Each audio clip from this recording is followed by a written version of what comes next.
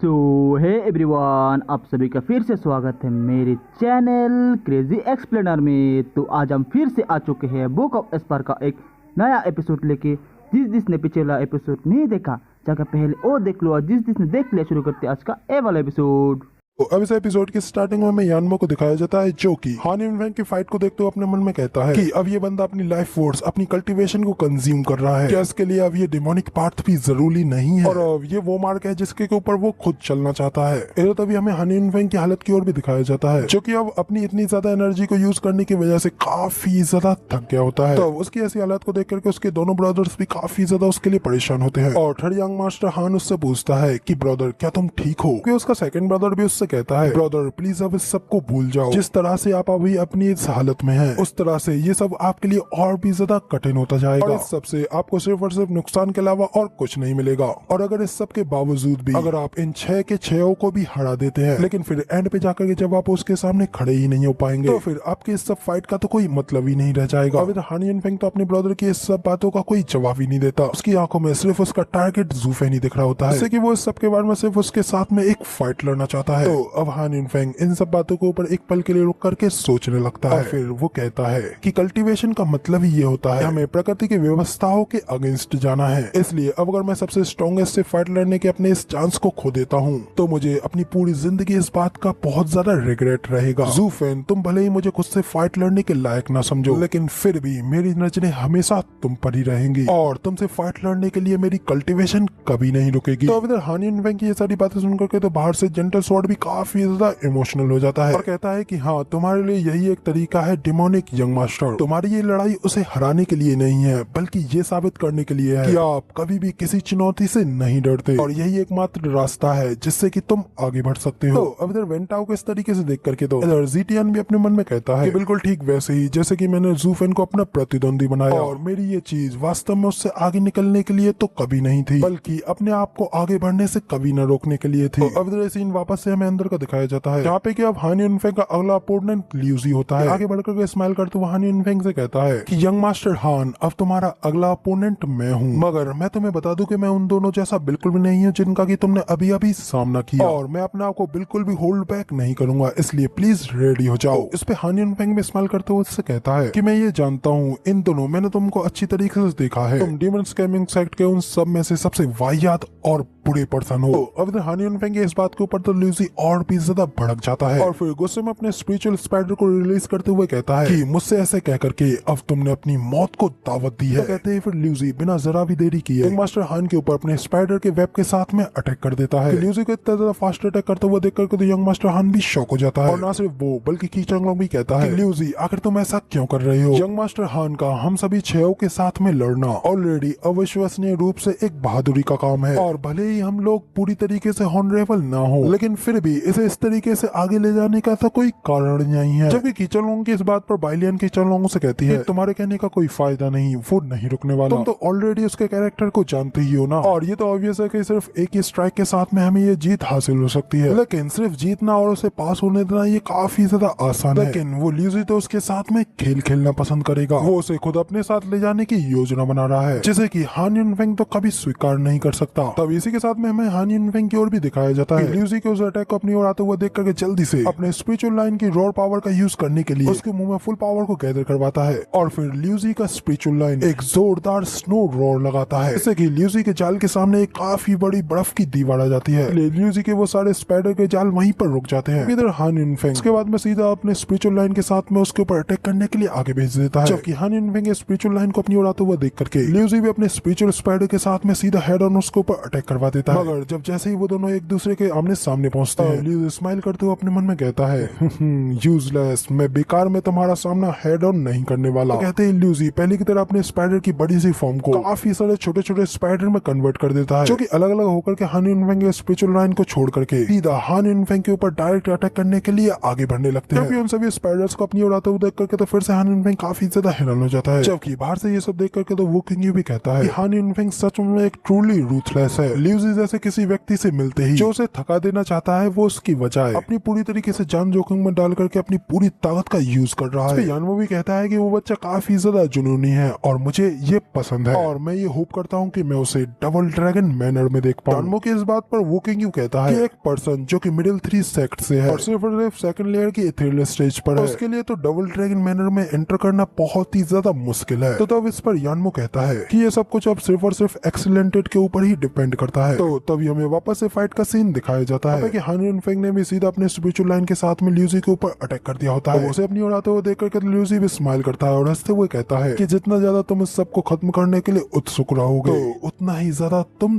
थकने लगोगे। इतना कहते ही ल्यूजी इशारा करते हुए उन सभी स्पाइडर्स को वापस आने के लिए ऑर्डर दे देता है। तो ल्यूजी से इतना ऑर्डर मिलते ही वो सभी के सभी स्पाइडर्स बड़ी तेजी से वापस की ओर मुड़ करके आने लगते हैं और वो सभी एक वेब में कन्वर्ट होकर के बीच में ही हान युनफेंग के लाइन के ऊपर अटैक कर करके उसे अपने वेब में चारों ओर से बीच में ही जकड़ लेते हैं। वैसे हान युनफेंग का वो स्पिरिचुअल लाइन वहीं पे बीच में रुक जाता है। ल्यूजी हंसते हुए एक डेविलियस स्माइल में हान युनफेंग से कहता है, यंग मास्टर हान, तुम्हारे लिए ये बैड लक है कि तुम आज मुझसे मिले। और क्या तुम्हें पता है कि आखिर स्पाइडर्स किस तरीके से अपना खाना खाते हैं? वो अपने खाने को सबसे पहले अपने जाल में ट्रैप कर लेते हैं ताकि उसका वो खाना अपनी जान को बचाने के लिए स्ट्रगल करने लगे। एंड पे थकने के बाद में अपनी मौत की भीख मांगे और उसके बाद में स्पाइडर अपने खाने को जिंदा खा जाते हैं। और ये एक लंबी प्रक्रिया है क्योंकि तुम तो यहाँ एक क्विक फाइट के लिए उतावले थे, तब तुम मुझसे आकर के मिले। अब ल्यूजी की सब चीजों की वजह से हान युनफेंग भी काफी ज्यादा गुस्सा हो जाता है और चिल्लाते हुए ल्यूजी से कहता है कि अभी ये देखना बाकी है, क्या तुम्हारा जाल इतना ज्यादा मजबूत है वीक के नहीं कि वो आज यहाँ पर मुझे रोक सके। तो कहते हुए फिर हान युनफेंग अपने स्पिरिचुअल लाइन को कंट्रोल करते हुए अपने लाइन के पंजों से ल्यूजी के जालों को काटने लगता है। इस पर ल्यूजी एक डेविलिश स्माइल पास करते हुए कहता है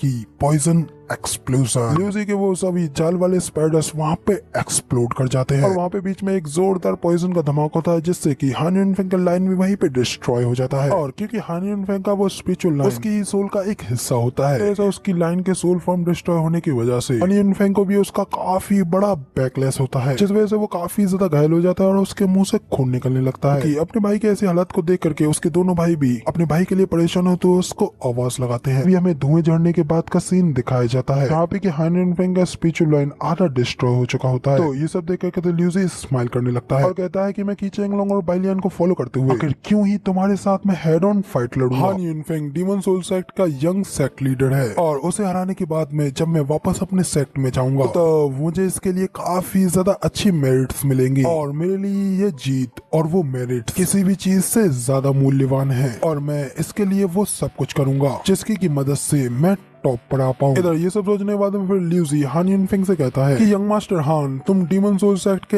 एल्डेस्ट यंग मास्टर हो, इसलिए मैं तुमसे तुम्हारी जिंदगी को तो नहीं ले सकता, लेकिन तुम्हें ये मानना चाहिए कि आखिर तुम्हें कब हार माननी है। और अब वो टाइम आ गया है जब तुम ये एडमिट करो, तुम आज मेरे हाथों हार चुके हो और तुम बस यहीं तक बढ़ सकते थे। इधर ल्यूजी की ये सारी बातें सुनकर तो हान युनफेंग काफी ज्यादा गुस्सा हो जाता है और फिर जैसे तैसे कांपते हुए अपने आप को संभालता है और ल्यूजी से कहता है कि तुम इस सब के बिल्कुल भी लायक नहीं हो। तो उस पे ल्यूजी भी भड़कते हुए कहता है कि हाँ, ये तो अब आगे देखा जाएगा। इतना कहते ही वो फिर से अपने स्पिरिचुअल स्पाइडर्स को फटने का ऑर्डर देता है। इसके साथ ही वो सभी स्पाइडर्स फिर से ब्लास्ट होकर के युनफेंग की बची कुची स्पिरिचुअल लाइन की बॉडी को डिस्ट्रॉय करने लगते हैं, जिस वजह से हान युनफेंग को फिर से एक बैकलैश लगता है जिससे उसके मुंह से फिर से खून की धारा बहने लगती है और उसकी हालत पहले से और भी ज्यादा बदतर होने लगती है। तो अब अपने भाई की इतनी ज्यादा बुरी हालत को देख करके तो उसका सेकंड ब्रदर भी उससे कहता है, ब्रदर प्लीज गिव अप कर दो और अपनी हार मान लो, ऑलरेडी 2 एक्सपर्ट्स को हरा चुके हो, इसलिए आप काफी ज्यादा थक चुके हो और अब अगर आप हार भी मान लेते हो तो भी इससे आपका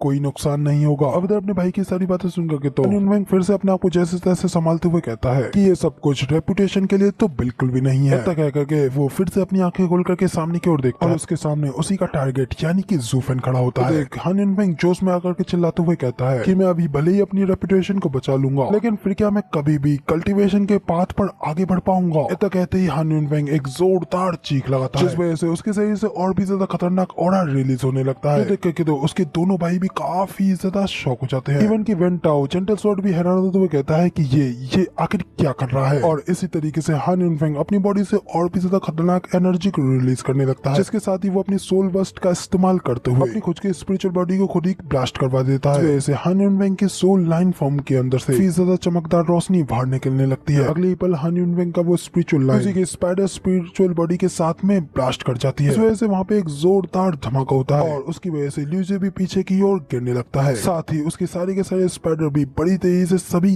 डिस्ट्रॉय हो जाते हैं, और क्योंकि वो भी उसकी स्पिरिचुअल फॉर्म होती है जो कि उनकी शरीर से अटैच होती है, इसलिए ल्यूसी को भी एक जोरदार बैकलैश झेलना पड़ता है। फिर उसके मुंह से भी दहखून और दहखून। उसके बाद वो भी दर्द में कांपते हुए अपने पेट को पकड़ते हुए कहता है कि ये बंदा अब और ज्यादा जीना नहीं चाहता है। तभी अचानक से ल्यूसी की आंखें खुली की खुली रह जाती हैं और उसके सामने फिर से हान युन फेंग का स्पिरिचुअल लाइन दिखाई पड़ता है। बड़ी तेजी से आगे बढ़ते हुए सीधा ल्यूसी के ऊपर एक जोरदार अटैक कर देता है। ठोकर के तो ल्यूसी भी काफी ज्यादा घायल हो जाता है, पीछे की ओर काफी दूर जाकर के गिरता है और इसी अटैक के साथ में ल्यूसी भी ढेर हो जाता है और वहीं पे खून खांसते हुए बेहोश हो जाता है। कि बाहर से जेंटल स्वॉर्ड यानी कि वेन टाओ कहता है कि यंग मास्टर हान, आखिर तुमने ऐसा क्यों किया? और अगर मुझे पता होता कि तुम इतने ज्यादा जिद्दी हो तो मैंने कभी तुमसे ऐसा नहीं कहा होता, और तुम्हें ऐसी दुविधा में गिरता हुआ देख करके मुझे ऐसा लग रहा है जैसे कि मैंने खुद अपने हाथों से ही तुम्हें ये सब नुकसान पहुंचाया हो। इधर तभी हमें वापस से सुमेर रीजन का सीन दिखाया जाता है कि हान युन फेंग का स्पिरिचुअल लाइन अभी भी अधमरी हालत में होता है और उसने अपने स्ट्राइक के साथ में ल्यूसी को हरा दिया होता है। तो ये सब देख यानमो भी कहता है कि घोड़े के आगे गाड़ी लगाना, क्या उसने ज़ू फेन को इसलिए चुनौती नहीं दी थी ताकि वो कल्टीवेशन के मार्ग पर आगे बढ़ सके? अगर अब जब उसकी सोल ही क्रिपल हो चुकी है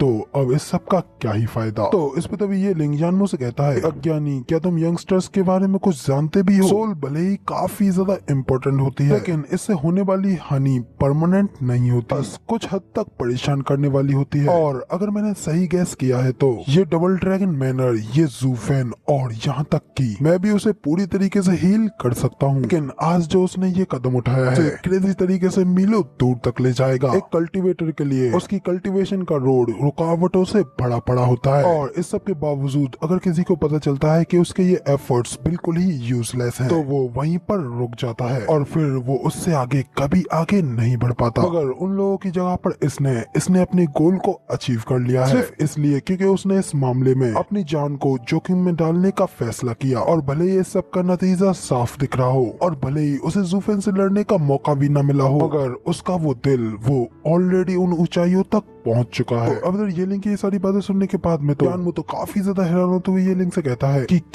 क्या कोई इस तरीके से घायल हुए सोल को भी ठीक कर सकता है? और यहाँ तक कि ज़ू फेन और तुम भी इस तरीके के मिरेकलर कामों को कर सकते हो। अब इसी के साथ में वापस से बैटलफील्ड का सीन दिखाया जाता है, यहाँ पे अब यंग मास्टर हान युन फेंग ने ल्यूसी को पूरी तरीके से हरा दिया होता है और फिर वो जैसे तैसे खड़े होते हुए कहता है कि मैं जीत गया, मैंने अपने थर्ड अपोनेंट को भी हरा दिया, अब अगला चैलेंजर भी जल्दी से सामने आओ। तो इसी के साथ में गुयू आगे बढ़ता है और हान युन फेंग से कहता है कि अब मेरी बारी है, प्लीज मुझे इंस्ट्रक्ट करना। तो इस पर हान युन फेंग भी कहता है कि हाँ अच्छा, अब तुम शुरू करो। के साथ हान युन फेंग अपनी इस बुरी हालत में भी गुयू से लड़ने के लिए आगे बढ़ने लगता है, लेकिन तभी गुयू भी सीधा हान युन फेंग के सामने आकर के खड़ा हो जाता है, जिसे कि हान युन फेंग भी हैरानी से अपने सामने खड़ा होकर के देख रहा होता है। तभी गुयू हान युन फेंग की ओर अपना हाथ बढ़ाने लगता है और सीधा उसके सामने खड़े होकर के उसके हाथ को पकड़ लेता है। तो ये देख हान युन फेंग भी हैरान होते हुए कहता है आखिर तुम ये सब क्या कर रहे हो और आखिर इस सब का क्या मतलब है? जबकि इधर गुयू हान युन फेंग का हाथ पकड़ते हुए उसके पंच को खुद अपनी छाती से टच करवाता है और एक सेटिस्फेक्शन वाली स्माइल करते हुए